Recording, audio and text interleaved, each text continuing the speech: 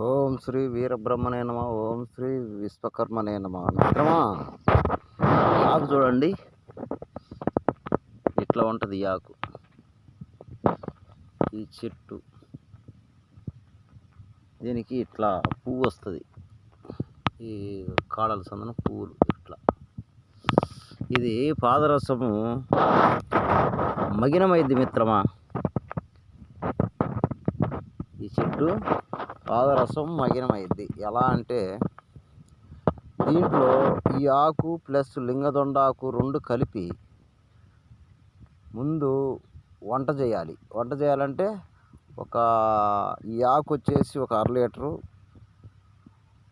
లింగదొండాకు వచ్చేసి ఒక 1/2 లీటరు, రెండు కలిపి పసుపు తీసి వండేసి ఆ రసాన్ని బాగా శుద్ధి చేసుకొని బాండీలో పోసుకొని వండిన తర్వాత మళ్ళీ ఇదే ఆకు పసురు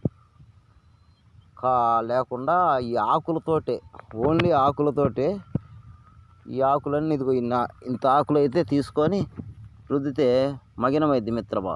దీని కాయలు కూడా ఇది ఇలా ఉంటాయి చూడండి. ఆ విధంగా ఉంటుంది మిత్రమా. ఈ ఆకు అయితే, ఈ ఆకు పేరు ఏందని మీరు సందేహించబాకండి.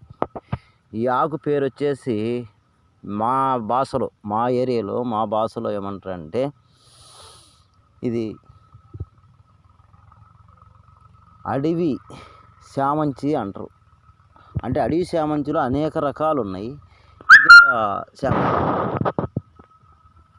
ఆ విధంగా ఉంటుంది. ఈ అడవి శామంచి ఉంటుంది మా భాషలో, మా ఏరియాలో. అంటే ఇది రకరకాలుగా ఉంటుంది. కొంత లెక్క ఏమంటారంటే దీన్ని బడిస ఆకు అంటారు. బడిస అని కూడా అంటారు అన్నమాట. ఆ విధంగా ఉంటుంది మిత్రం. ఓకేనా? విశ్వకర్మ అవగాహన వీడియోస్.